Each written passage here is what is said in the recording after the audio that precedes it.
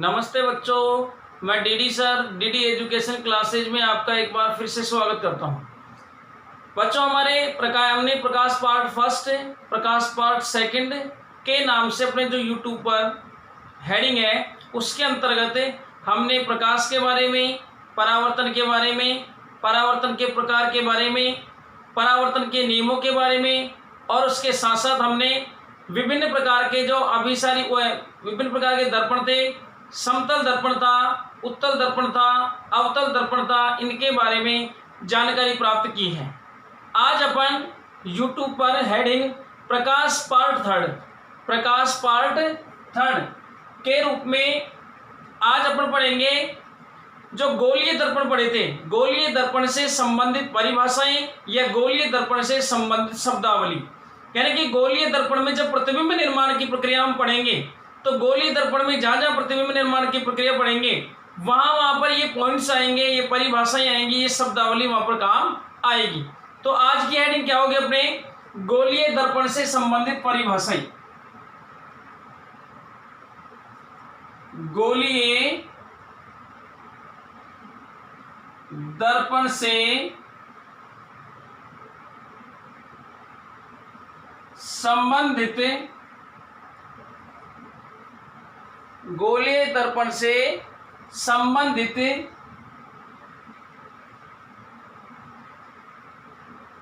परिभाषाएं या बोल सकते हैं अपन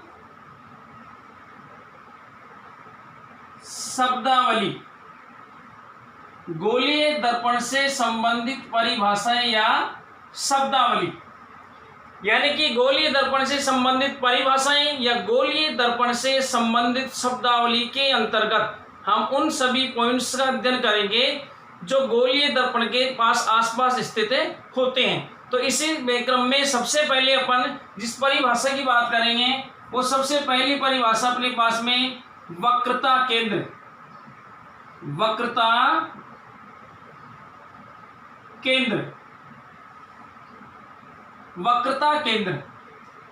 देखो बच्चों, वक्रता केंद्र की परिभाषा अपने आप समझ में आ जाएगी हमारी। हम एक बिंदु पर चर्चा कर रहे हैं कि गोलीय दर्पण का निर्माण किस प्रकार से किया जाता है। गोलीय दर्पण के अंतर्गत दोनों गोलीय दर्पण आ रहे हैं हमारे पास में, अवतल दर्पण और उत्तल दर्पण। अब अवतल दर्पण और उत्तल दर्पण दोनों प्रकार के दर्पणों का निर्माण किस प्रकार से किया जाता है, तो उससे वक्रता केंद्र की परिभाषा अपने आप निकल करके आ जाएगी। देखो कैसे, ये कोई कांच का खोखला गोला है। ये क्या बेटा? कांच का खोखला गोला है। हमने इस कांच के खोखले गोले से उत्तल या अवतल दर्पण बनाने के लिए इस कांच के खोखले गोले को यहां से काटा। ये हमने काट लिया और काट करके ये भाग अलग कर लिया। चाहे उत्तल बना रहे हैं चाहे अवतल बना रहे हैं। ये भाग काटने के पश्चात क्या किया बेटा? अपन ने इसके इस भाग पर पॉलिश कर दी, इसके उत्तल भाग पर पॉलिश कर दी हमने, बाहर की ओर उभरे हुए भाग पर पॉलिश कर दी, तो अंदर की ओर वक्रित भाग परावर्तक पृष्ठ के रूप में कार्य करेगा। यानी कि ये कौन सा दर्पण बना लिया हमने अवतल दर्पण बना लिया। इसी से उत्तल दर्पण भी बना सकते हैं। अब हमारी परिभाषा पर आ रही है। देखो, हम इस कांच के खोखले गोले से काट करके इस अवतल दर्पण का निर्माण किया। ये कौन सा दर्पण बन गया? यहाँ पर अवतल दर्पण का निर्माण कर लिया हमने। कैसे किया बेटा? कांच का खोखला गोला, उसके एक भाग को हमने काट करके अलग कर लिया और इस भाग पर रजत पॉलिश कर दी, बाहर की ओर उभरे हुए भाग पर रजत पॉलिश कर दी। इस प्रकार हमें एक अवतल दर्पण प्राप्त हो गया। देखो यहाँ पर इस कांच के खोखले गोले में से इसको काट करके बनाए हैं। इस कांच के खोखले गोले का केंद्र ये है, ये इसका केंद्र है, ये कांच के खोखले गोले का केंद्र है। ठीक है बेटा। अब देखो, यदि ये भाग काट करके अलग कर लिया, इससे हम गोला बनाना चाहिए या फिर इससे गोला बनाना चाहिए हम, तो क्या देखते हैं किस प्रकार से गोला बनेगा। इससे देखें तो इस प्रकार से इससे काटे थे और काट करके ये गोला बना था। इस गोले में से काटे, ये भाग काटा, काट करके क्या बना दिया हमने? अवतल दर्पण बना दिया। एक तरह से आगे की ओर बढ़ाएं तो इसका केंद्र यहाँ हो गया, अब आते हैं अपनी परिभाषा पर, वक्रता केंद्र की परिभाषा पर। गोलीय दर्पण के वक्रता पृष्ठ को, या कुछ बुक्स में डायरेक्ट बोल देते हैं, गोलीय दर्पण को जिस गोले का, गोलीय दर्पण, ये यहां से यहां तक क्या, गोलीय दर्पण, गोलीय दर्पण को जिस गोले का कटा हुआ भाग माना गया है उस गोले का केंद्र वक्रता केंद्र कहलाता है। दोबारा से डेफिनेशन, ये गोलीय दर्पण बनाया अपन ने, गोली में कौन सा है, अवतल है, बोलेंगे तो गोलीय। गोलीय दर्पण को जिस गोले का कटा हुआ भाग माना गया है उस गोले का केंद्र वक्रता केंद्र कहलाता है। क्या कहलाएगा बेटा, वक्रता केंद्र कहलाता है। जैसे इसको मिटा दे अब अपन, अब इसको मिटा दे जैसे हम, तो इसका वक्रता केंद्र कहां पर है, यहां पर। और ऐसे देखिए तो इसका वक्रता केंद्र क्या है, ये क्या कहलाता है, भाग वक्रता केंद्र। क्या कहलाएगा बेटा, वक्रता केंद्र। और ये भी क्या है यहां पर, वक्रता केंद्र। ये क्या है यहां पर है, वक्रता केंद्र। बहुत ज्यादा सोच करके अपने को इसकी डेफिनेशन याद नहीं करनी है, बिल्कुल सिंपल डेफिनेशन। दोबारा से रिपीट कर रहा हूं एक बार, ये गोलीय दर्पण बन गए हमारे पास में, वो चाहे अवतल हो चाहे उत्तल हो, उसकी बात नहीं कर रहे हमारी। गोलीय दर्पण को जिस गोले का, ये गोला छोटा हो सकता है, ये गोला बड़ा हो सकता है। अगर बड़ा गोला होगा तो वक्रता केंद्र थोड़ा दूर होगा, छोटा गोला होगा तो वक्रता केंद्र इसके थोड़ा पास रहेगा। इतना सा अंतर आएगा, बाकी कोई अंतर नहीं आएगा, डेफिनेशन वही रहेगी।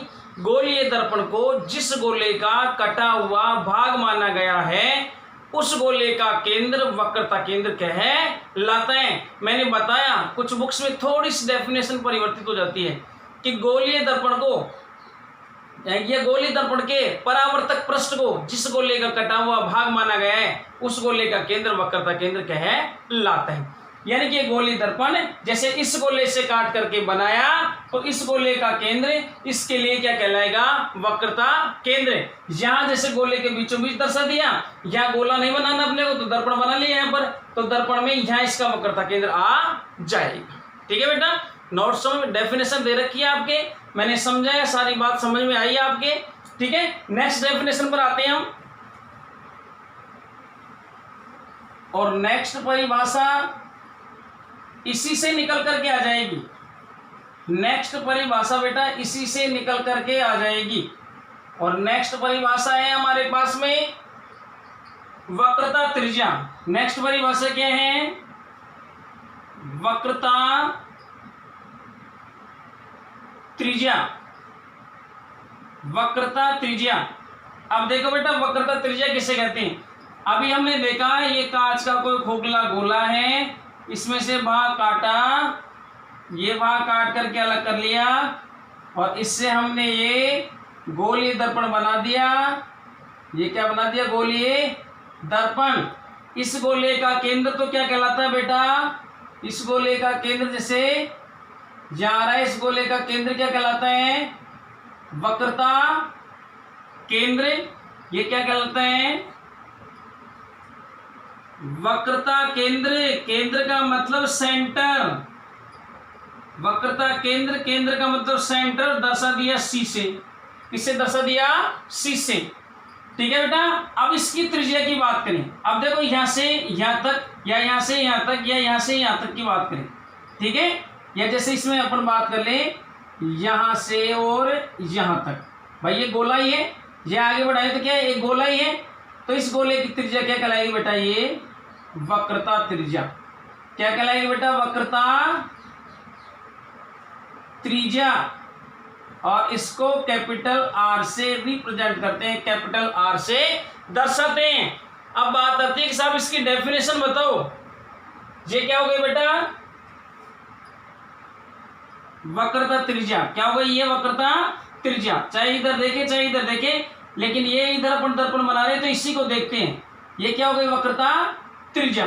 देखो बेटा डेफिनेशन क्या होगी, वक्रता केंद्र की परिभाषा बताई थी हमने, गोले दर्पण को जिस गोले का कटा हुआ भाग माना गया है उस गोले का केंद्र वक्रता केंद्र कहलाता है।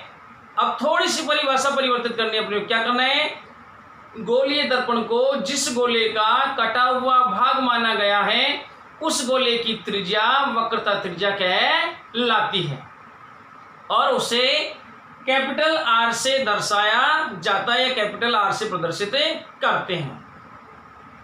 मैं समझता हूं बेटा डेफिनेशन आपके जरूर समझ में आई होगी। ठीक है, नेक्स्ट परिभाषा पर चलते हैं बेटा, नेक्स्ट परिभाषा पर चलते हैं और नेक्स्ट डेफिनेशन आएगी हमारे पास में, या नेक्स्ट शब्दावली आ रही बेटा ध्रुव। नेक्स्ट परिभाषा क्या आ रही है हमारे पास में, ध्रुव। नेक्स्ट परिभाषा नंबर 3 हमारे पास में दर्पण का ध्रुव। देखो बेटा 10th क्लास में कोई पार्ट डिफिकल्ट नहीं है, कोई भी पार्ट डिफिकल्ट नहीं, सब पार्ट सिंपल है। जितने सरल तरीके से अपन समझने की कोशिश करेंगे चैप्टर और टॉपिक्स उतने ही सरल होते हैं, चैप्टर और टॉपिक्स उतने ही सरल होते हैं। अब हम बात करें जैसे ध्रुव की, कि साहब गोलीय दर्पण का ध्रुव किसे कहते हैं, गोलीय दर्पण का ध्रुव किसे कहते हैं। देखो बेटा ये मैंने क्या बना दिया,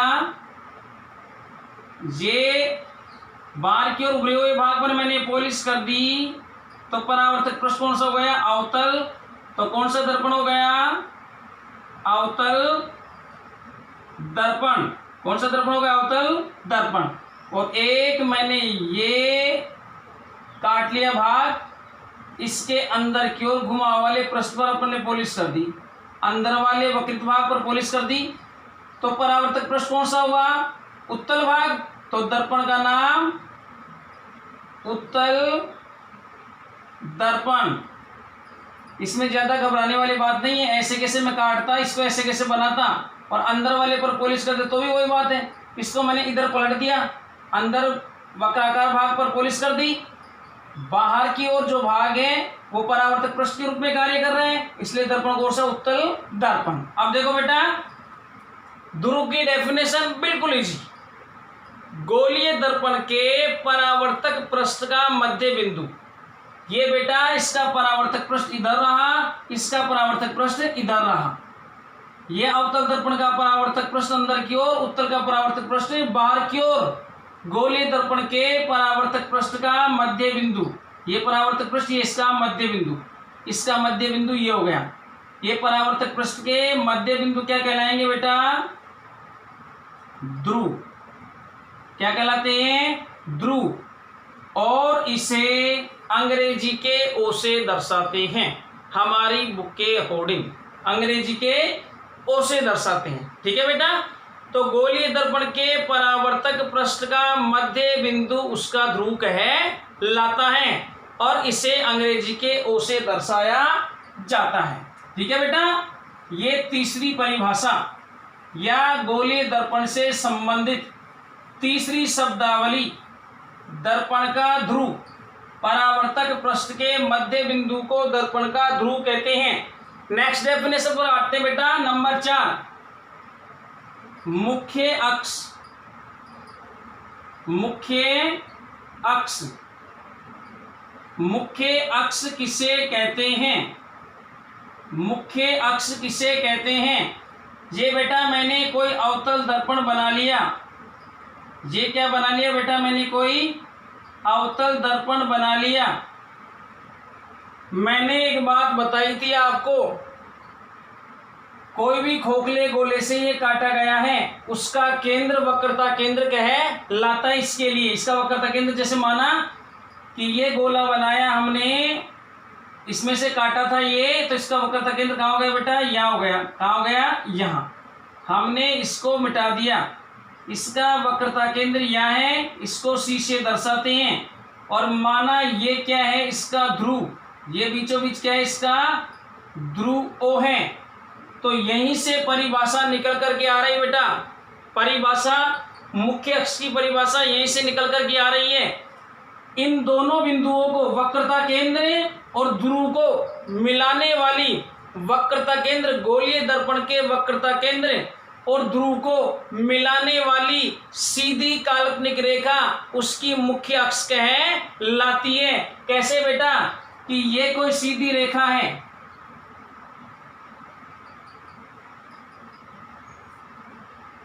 ये सीधी काल्पनिक रेखा है जो इसके वक्रता केंद्र और ध्रुव को मिला रही है, वक्रता केंद्र और ध्रुव को मिला रही है। तो गोलीय दर्पण के वक्रता केंद्र और ध्रुव को मिलाने वाली सीधी काल्पनिक रेखा क्या कहलाती है बेटा? मुख्य अक्ष। क्या कहलाती है ये रेखा? मुख्य अक्ष। फिर एक बार, गोलीय दर्पण के वक्रता केंद्र और ध्रुव को मिलाने वाली सीधी काल्पनिक रेखा क्या कहलाती है बेटा? मुख्य अक्ष कहलाती है। क्या कहलाती है? मुख्य अक्ष कहलाती है। अब आते हैं हम नेक्स्ट डेफिनेशन पर। नेक्स्ट डेफिनेशन होगी मुख्य फोकस। नेक्स्ट डेफिनेशन क्या होगी?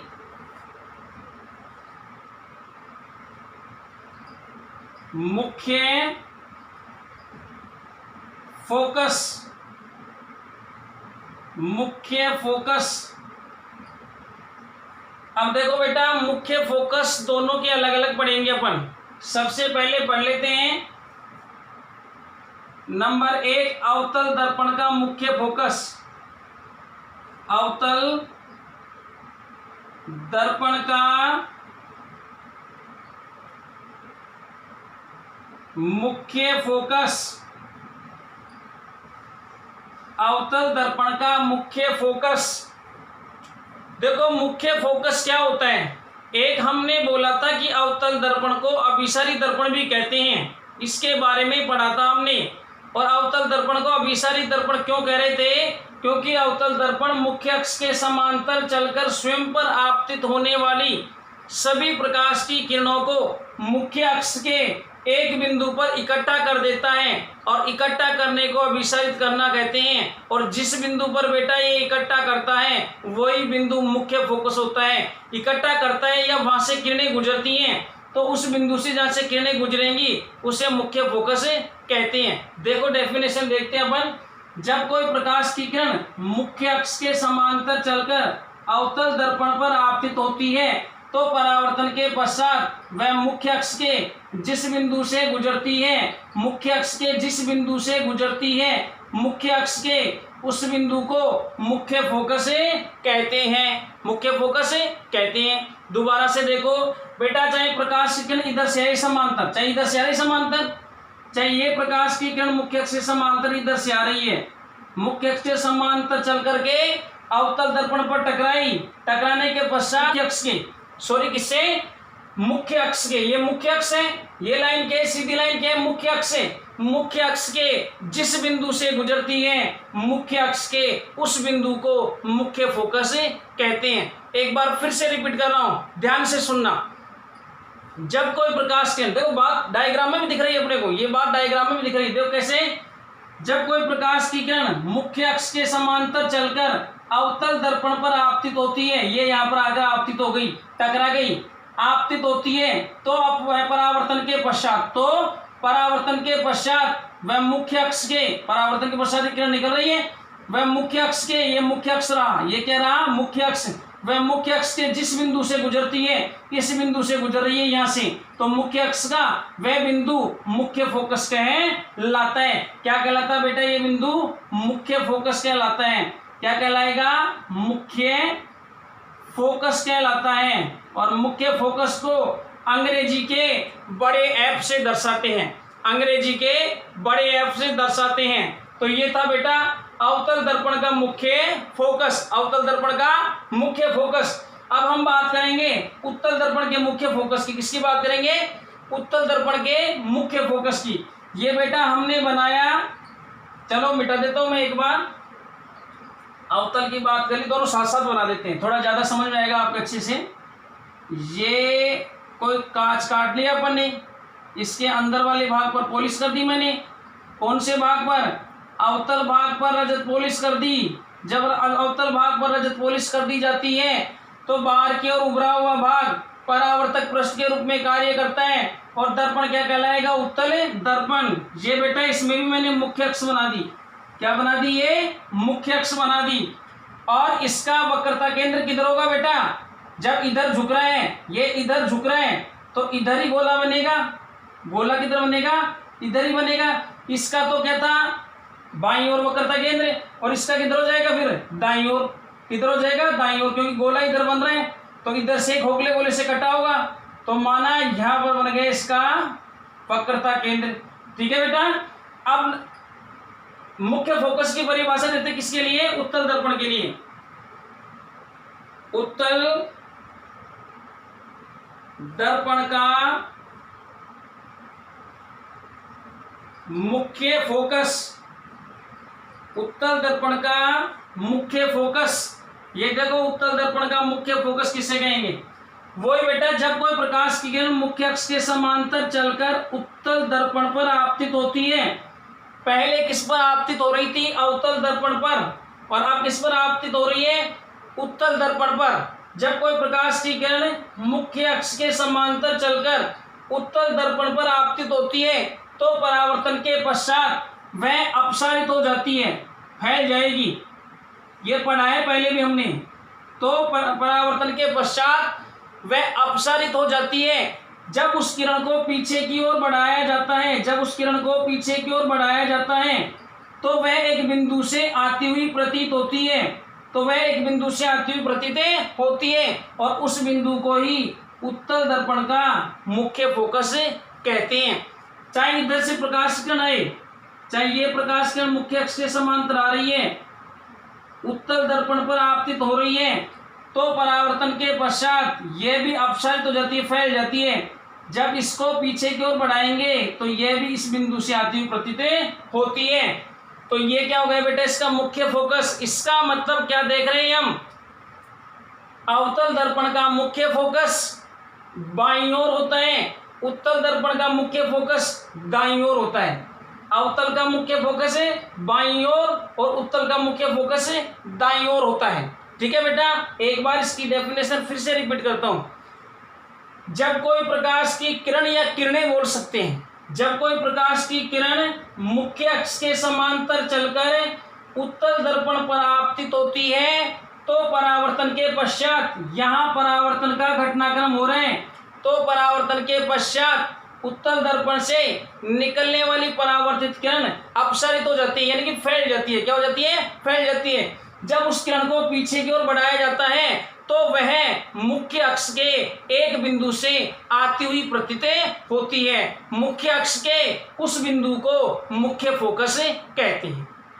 यानी कि इस बिंदु क्या कहेंगे, ये सारी किरणें यहाँ मिलती हुई प्रतीत होंगी। इनको पीछे की ओर बढ़ाएंगे ना तो ये यहाँ मिलती हुई प्रतीत होंगी।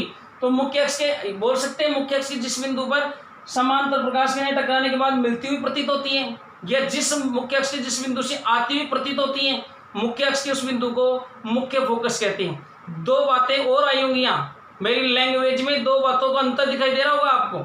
क्या, जब कोई, इसके लिए बोलता हूं, जब कोई प्रकाश किरण मुख्य अक्ष के समांतर चलकर अवतल दर्पण पर आपतित होती है तो परावर्तन के पश्चात वह मुख्य अक्ष के जिस बिंदु से गुजरती है, मुख्य अक्ष के जिस बिंदु से गुजरती है, मुख्य अक्ष के उस बिंदु को मुख्य फोकस कहते हैं।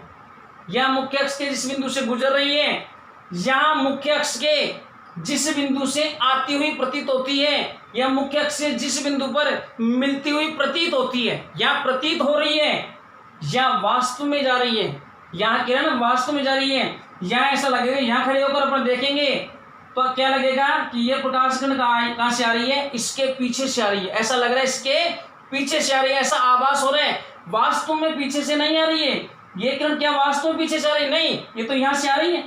ये प्रकाश किरण तो यहाँ से आ रही है। यहाँ कोई प्रकाश स्रोत है, वस्तु है, यहाँ से जा रही है और टकरा करके यहाँ जा रही है। इसका मतलब ये जो किरण है ये कहाँ से आ रही है, यहाँ से आ रही है। लेकिन यहाँ खड़े होकर देखेंगे तो कैसा लगेगा, जैसे कहाँ से आ रही है, पीछे से आ रही है। तो जिस बिंदु पर मिलती हुई प्रतीत होती है उस बिंदु को क्या कहते हैं बेटा, मुख्य फोकस कहते हैं। क्या कहते हैं, मुख्य फोकस कहते हैं। नेक्स्ट डेफिनेशन आएगी बेटा इसमें, यह अवतल और उत्तल दोनों के मुख्य फोकस की अलग अलग परिभाषा हुई। दोनों के मुख्य फोकस की बेटा अलग अलग परिभाषाएं हो गई। एक में मुख्य अक्ष से प्रकाश की किरण गुजरती है और एक में मुख्य अक्ष के एक बिंदु से आती हुई प्रतीत होती है, या मुख्य अक्ष के एक बिंदु पर मिलती हुई प्रतीत होती है। एक में प्रतीत हो रही है, एक में आ रही है। नंबर 6 डेफिनेशन क्या थी अपने पास में, फोकस दूरी। फोकस दूरी, फोकस दूरी, फोकस दूरी। अभी देखो मैंने बताया, इसी समझ में आ जाएगा। एक गोलीय दर्पण के आधार पर समझा देते हैं अपन। ये मुख्य अक्ष हो गया, ये बेटा क्या हो गया, वक्रता केंद्र हो गया, ये क्या हो गया यहाँ पर मुख्य फोकस हो गया, और ये क्या हो गया, ध्रुव हो गया। ये क्या हो गया, ध्रुव। अब तो ये बिंदु समझ में आने लगे होंगे आपके। ये अवतल दर्पण, इसका मध्य बिंदु दर्पण का ध्रुव कहलाता है। ये जिस गोले से कटा हुआ था उसका मध्य बिंदु वक्रता केंद्र, और ये यहाँ से प्रकाश किरण गुजरेगी, यानी कि जो वक्रता केंद्र है और ये ध्रुव है, इसके बीचों बीच क्या होता है, मुख्य फोकस होता है। और कोई भी समांतर किरण जाती है तो यहाँ से गुजरेगी, यहाँ से गुजरेगी। अब बात कर रहे हैं हम फोकस दूरी की, कि फोकस दूरी किसे कहते हैं। देखो बेटा, बहुत ही सिंपल परिभाषा, बहुत सिंपल परिभाषा। ये क्या है, मुख्य फोकस, और ये क्या है, ध्रुव। ये क्या है, मुख्य फोकस, और ये क्या है, ध्रुव। मुख्य फोकस व दर्पण के ध्रुव के बीच की दूरी को फोकस दूरी कहते हैं। आई बेटा सिंपल सी डेफिनेशन समझ में, कि गोलीय दर्पण के मुख्य फोकस व ध्रुव के मध्य की दूरी को फोकस दूरी कहते हैं, फोकस दूरी कहते हैं। तो इसमें भी यही आ जाएगा, उसमें इधर मुख्य फोकस होगा, उत्तल में क्या होगा, इधर मुख्य फोकस ध्रुव के बीच की दूरी क्या हो जाएगी, फोकस दूरी। सिंपल डेफिनेशन, दर्पण के ध्रुव व मुख्य फोकस, या बोलते मुख्य फोकस व ध्रुव के मध्य की दूरी को फोकस दूरी कहते हैं। इसे अंग्रेजी के स्मॉल एफ से दर्शाते हैं, इसे अंग्रेजी के स्मॉल एफ से दर्शाते हैं। या एक बात और समझ में आएगी हमारे, अच्छा बेटा यहाँ से यहाँ तक की दूरी को तो फोकस दूरी बोल रहे हैं, यहाँ से यहाँ तक की दूरी क्या बोल रहे हैं, फोकस दूरी। कि दर्पण के ध्रुव, ये तो क्या है इसका ध्रुव और मुख्य फोकस के मध्य की दूरी को फोकस दूरी कह रहे हैं।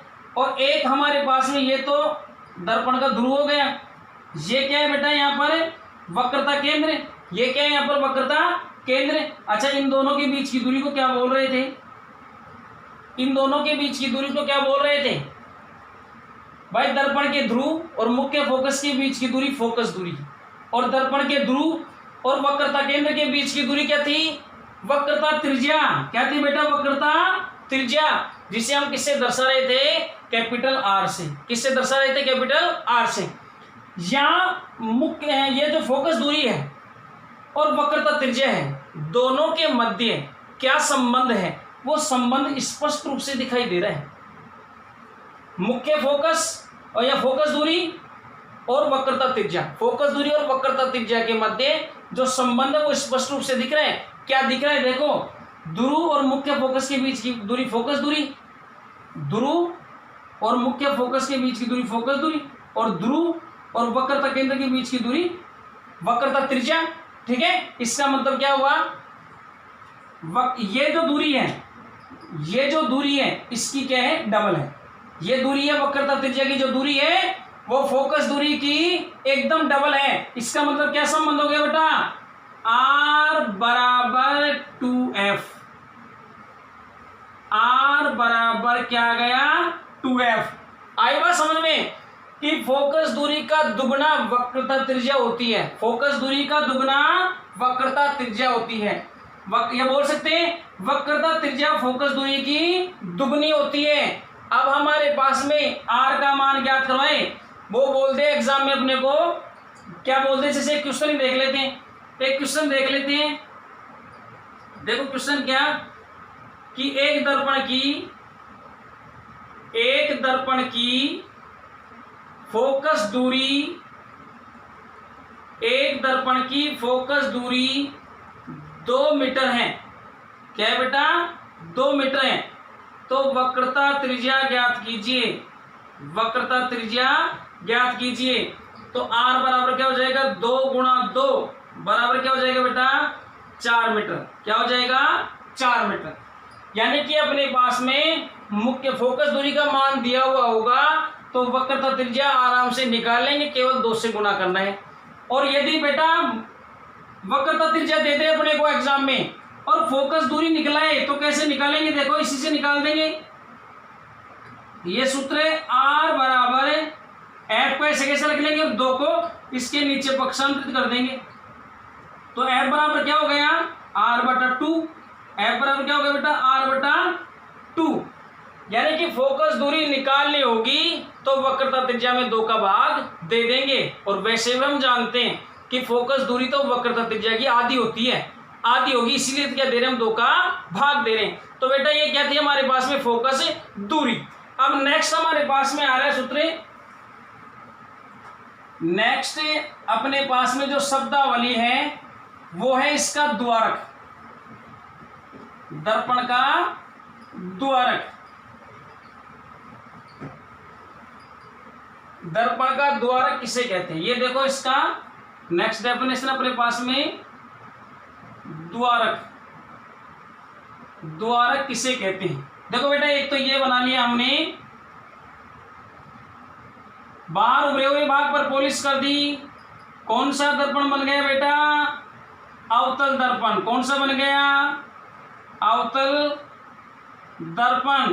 क्यों बन गया, क्योंकि उत्तल पर पॉलिश कर दी, अवतल भाग परावर्तक पृष्ठ की तरह काम कर रहे हैं। ये कौन सा बन गया बेटा, इसके अंदर वक्राकार भाग पर पॉलिश कर दी हमने, अंदर की ओर वक्रित भाग पर पॉलिश कर दी, तो ये क्या बन गया बेटा, उत्तल दर्पण। उत्तल दर्पण यानी कि अंदर की ओर वक्रित भाग, अवतल भाग पर तो पॉलिश कर दी, तो परावर्तक पृष्ठ के रूप में कौन सा भाग करेगा काम, उत्तल भाग। कौन सा करेगा, उत्तल भाग। तो दर्पण का नाम क्या हो जाएगा, उत्तल दर्पण। बात पर आते हैं अपनी पर, डेफिनेशन क्या है, द्वारक। क्या है, द्वारक। अब देखिए गोलीय दर्पण के जो परावर्तक पृष्ठ है, उस परावर्तक पृष्ठ का सीधा व्यास या सीधी जो दूरी है, ये जो दूरी है, ये क्या कहलाती है, इसका द्वारक। ये क्या कहलाती है, इसका द्वारक। ये इसकी बात करें तो यहां से यहां तक इस परावर्तक पृष्ठ के बीच की जो दूरी है, संपूर्ण परावर्तक पृष्ठ के बीच की जो सीधी दूरी है, वो क्या कहलाती है बेटा, इसका द्वारक। ये जो सीधा व्यास है, यानी कि ये परावर्तक पृष्ठ, इस अवतल दर्पण का परावर्तक पृष्ठ ये, और इसके बीच की जो सीधी दूरी है वो क्या कहलाती है, इसका द्वारक कहलाती है। ये जो दर्पण है, इसका परावर्तक पृष्ठ इधर ये, इसके बीच की सीधी दूरी क्या कहलाती है बेटा, द्वारक कहलाती है। तो मैं उम्मीद करता हूं आपको सारी परिभाषाएं समझ में आई होंगी, सारी परिभाषाएं समझ में आई होंगी। एक बार सारी परिभाषाओं के मैं नाम आपके सामने लिखता हूं और एक बार आज रिपीटेशन कर देता हूं मैं, ताकि एक बार बात और भी समझ में आ जाएगी आपके। मैं बोलता हूं, सबसे पहली परिभाषा पढ़ी थी हमने, वक्रता केंद्र। क्या पढ़ी थी बेटा, वक्रता केंद्र। दूसरी परिभाषा पढ़ी हमने, वक्रता त्रिज्या। क्या पढ़ी बेटा, वक्रता त्रिज्या। नंबर 3 परिभाषा हमने पढ़ी, ध्रुव। क्या पढ़ी हमने, ध्रुव। नंबर 4 क्या पढ़ी अपने, मुख्य अक्ष। क्या पढ़ी बेटा, मुख्य अक्ष। नंबर 5 क्या पढ़ी हमने, मुख्य फोकस। मुख्य फोकस पढ़ी हमने। नंबर 6 क्या पढ़ी बेटा हमने, फोकस दूरी। क्या पढ़ी बेटा, फोकस दूरी। और नंबर 7 क्या पढ़ा हमने, द्वारक। क्या पढ़ा हमने, द्वारक। कुछ के संकेत भी दर्शाए थे अपन ने, जैसे इसको C से दर्शाया था, इसको R से दर्शाया था, इसको O से दर्शाया था, ठीक है। इसको मुख्य फोकस को कैपिटल F से, फोकस दूरी को स्मॉल f से, इस प्रकार से कुछ को संकेतों द्वारा भी दर्शाया था। मैं बेटा रिपीट करता हूं, बहुत सुंदर तरीके से सुनना है। प्रत्येक जो टॉपिक है, ये डेफिनेशन सारी पढ़ी है हमने, इन डेफिनेशन को समझना है, अच्छे से समझने की कोशिश करनी है। समझ में कम आएगा तो भी कोई दिक्कत नहीं है, जैसे ही हम प्रतिबिंब निर्माण पढ़ेंगे वहाँ सारी बातें समझ में आएंगी, लेकिन यहाँ समझने की कोशिश करना बहुत सिंपल चीज़ें हैं।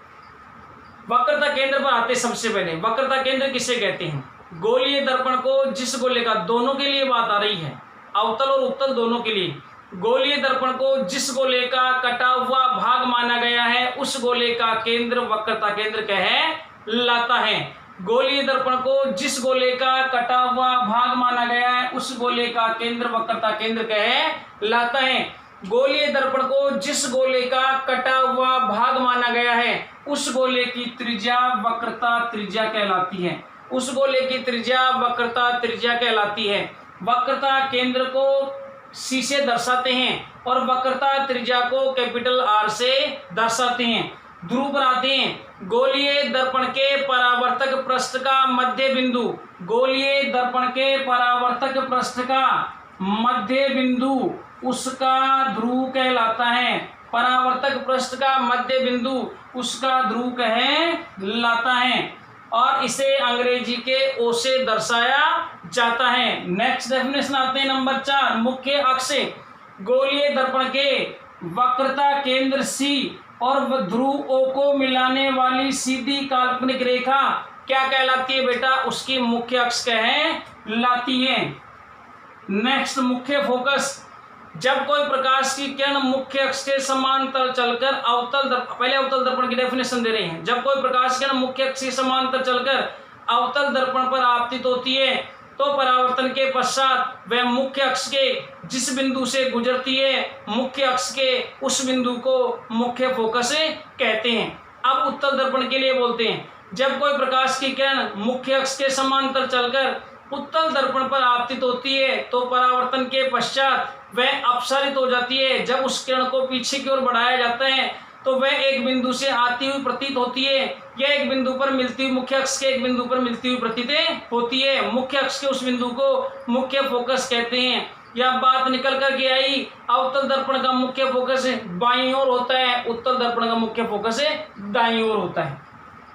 नेक्स्ट डेफिनेशन बेटा, अवतल या उत्तल दर्पण के मुख्य फोकस व ध्रुव के बीच की दूरी को फोकस दूरी कहते हैं। मुख्य फोकस को तो कैपिटल F से दर्शाते हैं और फोकस दूरी को स्मॉल f से दर्शाया जाता है। यानी कि मुख्य फोकस व ध्रुव के मध्य की दूरी को फोकस दूरी के नाम से जानते हैं। इसे अंग्रेजी के स्मॉल f से दर्शाते हैं। नेक्स्ट आते हैं द्वारक। गोलीय दर्पण के परावर्तक पृष्ठ के दोनों सिरों के बीच की दूरी क्या कहलाती है? उसका द्वारक कहलाते हैं। सीधा व्यास उसका क्या कहलाता है? द्वारक कहलाता है। अगर बात करें हम वक्रता त्रिज्या और फोकस दूरी में क्या संबंध होता है तो बेटा हमने पढ़ा वक्रता त्रिज्या फोकस दूरी की दुगनी होती है, यानी कि कैपिटल R बराबर 2f। मैं उम्मीद करता हूं आपको सारे टॉपिक समझ में आए होंगे। आगे अपन चलेंगे, काटते चिन्ह परिपाटी पढ़ेंगे। सारे टॉपिक्स यानी कि कक्षा 10th साइंस के संपूर्ण टॉपिक्स बिल्कुल इजी हैं। हम पॉइंट टू पॉइंट जो नोट्स की PDF आपके पास गई हुई है, PDF में सिर्फ उतना ही अध्ययन मैं नहीं बोलता आपको कि बहुत ज़्यादा अध्ययन करना है। जितना मैंने टॉपिक पढ़ाया उस टॉपिक का अध्ययन करेंगे, उस टॉपिक को यहाँ समझने की कोशिश करेंगे, 101% आपको समझ में आएगा। कोई भी चीज़ बाहर से नहीं आएगी, सब चीज़ें आपको इसी वे में समझ में आएगी। पार्ट आगे की ओर बढ़ता जाएगा, सब कुछ समझ में आता जाएगा, क्योंकि 10th की साइंस में कोई चीज़ कठिन है ही नहीं। नेक्स्ट टॉपिक पढ़ेंगे का